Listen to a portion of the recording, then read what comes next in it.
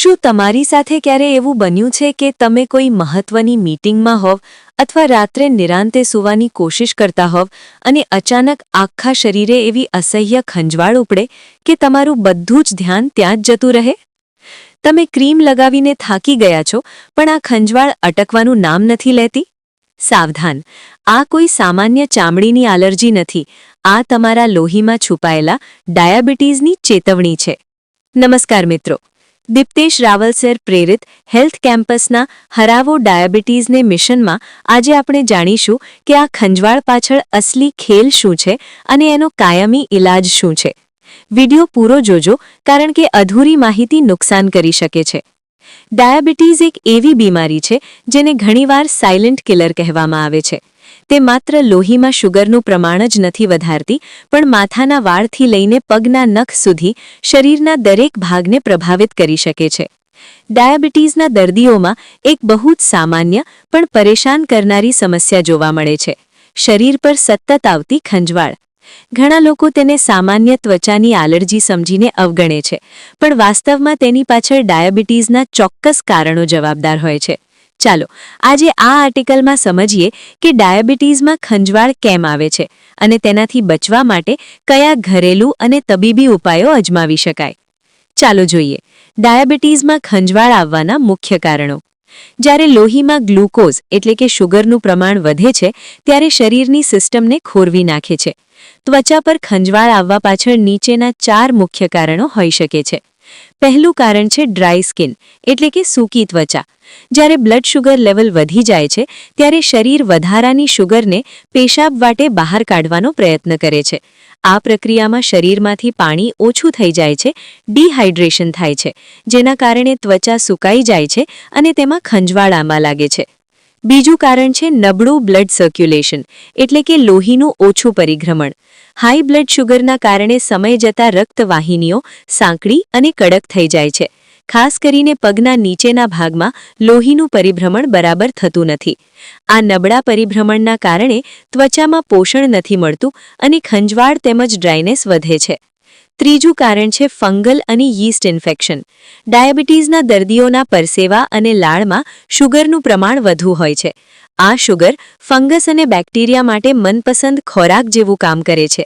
પરિણામે આંગળીઓની વચ્ચે, બગલમાં કે પ્રાઇવેટ પાર્ટ્સની આસપાસ ફંગલ ઇન્ફેક્શન જેમ કે દાદર અથવા કેન્ડિડા બહુ ઝડપથી ફેલાય છે અને અસહ્ય ખંજવાળ પેદા કરે છે. ચોથું કારણ છે ડાયાબિટીક ન્યુરોપેથી એટલે કે નસોની નબળાઈ. લાંબા સમય સુધી ડાયાબિટીસ અનિયંત્રિત રહે તો તે શરીરની નસોને એટલે કે ચેતાઓને નુકસાન પહોંચાડે છે. આના કારણે મગજને ખોટા સિગ્નલ મળે છે. ત્વચા પર કશું જ ન હોવા છતાં તમને એવું લાગે કે કીડીઓ ચઢી રહી છે અથવા તીવ્ર ખંજવાળ આવી રહી છે. ચાલો હું તમને ખંજવાળથી રાહત મેળવવાના અસરકારક ઉપાયો બતાવું. જો તમે પણ આ સમસ્યાથી પીડાતા હોવ તો ગભરાવાની જરૂર નથી. નાની નાની બાબતોનું ધ્યાન રાખીને તમે આ ખંજવાળથી મુક્તિ મેળવી શકો છો. સૌથી પહેલું પગલું છે બ્લડ શુગર કંટ્રોલ કરો.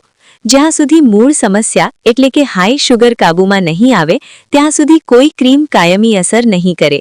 યોગ્ય આહાર, કસરત અને ડોક્ટરની સલાહ મુજબ દવાઓ લઈને શુગર લેવલ સામાન્ય રાખવાનો પ્રયત્ન કરો. બીજો ઉપાય છે ત્વચાને હાઇડ્રેટ અને મોઇશ્ચરાઇઝ રાખો. દિવસ દરમિયાન પૂરતું પાણી પીઓ, જેથી શરીર અંદરથી હાઇડ્રેટેડ રહે. સ્નાન કર્યા પછી તરત જ જ્યારે ત્વચા થોડી ભીની હોય, ત્યારે કોઈ સારી ગુણવત્તાનું મોઇશ્ચરાઇઝર અથવા શુદ્ધ કોપરેલ નાળિયેર તેલને આખા શરીરે લગાવો. ત્રીજો ઉપાય છે સ્નાન કરતી વખતે આટલું ધ્યાન રાખો: બહુ ગરમ પાણીથી સ્નાન ન કરો, કારણ કે ગરમ પાણી ત્વચાનું કુદરતી તેલ છીનવી લે છે. નવશેકા એટલે કે હૂંફાળા પાણીનો ઉપયોગ કરો. તીવ્ર સુગંધવાળા કે હાર્શ કેમિકલવાળા સાબુનો ઉપયોગ ટાળો. માઇલ્ડ અથવા ડર્મેટોલોજિસ્ટ દ્વારા સૂચવેલા સોપ ફ્રી ક્લેન્ઝરનો ઉપયોગ કરો. ચોથો ઉપાય છે યોગ્ય કપડાની પસંદગી. ચુસ્ત અને સિન્થેટિક કપડાં પહેરવાનું ટાળો. સુતરાઉ એટલે કે કોટન અને ઢીલા કપડાં પહેરો, જેથી હવા ઉજાસ જળવાઈ રહે અને પરસેવો જલ્દી સુકાઈ જાય. છેલ્લો પણ ખૂબ જ અગત્યનો ઉપાય છે ખંજવાળવાનું ટાળો. ખંજવાળ આવે ત્યારે નખથી જોરથી ખંજવાળનું નહીં. ડાયાબિટીસમાં ઘા જલ્દી રૂઝાતા નથી, તેથી જો નખ વાગતા ચામડી છોલાઈ જશે તો ત્યાં મોટું ઇન્ફેક્શન થવાનું જોખમ વધી જશે. જો ઉપરના ઉપાયો કરવા છતાં ખંજવાળ ઓછી ન થાય તો તરત જ ડર્મેટોલોજિસ્ટ એટલે કે ત્વચાના નિષ્ણાંત અથવા તમારા ડાયાબિટીસના ડોક્ટરનો સંપર્ક કરવો જોઈએ. ચાલો સાથે મળીને ડાયાબિટીસને હરાવીએ. જ્યોત સે જ્યોત જલાતે રહો.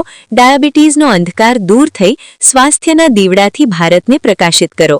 તમારું નાનું પગલું ખૂબ મોટી અસર કરશે. વિડીયોને હમણાં જ લાઇક કરો. તમારા એવા મિત્રો કે પરિવારજનો સાથે આ વિડીયો શેર અચૂક કરજો જેઓ ડાયાબિટીસથી પીડાઈ રહ્યા છે. તમારી એક નાની શેર કોઈકની મોટી તકલીફ દૂર કરી શકે છે. અને હા, જો તમે આપની ચેનલ પર નવા છો તો હેલ્થ કેમ્પસને સબસ્ક્રાઇબ કરવાનું ભૂલતા નહીં અને બાજુમાં આપેલું બેલ આઇકન જરૂર દબાવજો જેથી અમારા હેલ્થ સંબંધિત વિડીયો સૌથી પહેલા તમારી સુધી પહોંચે. બાજુમાં આવા જ ઉપયોગી વિડીયોની લિંક આવી રહી છે, અત્યારે જ ક્લિક કરીને જુઓ.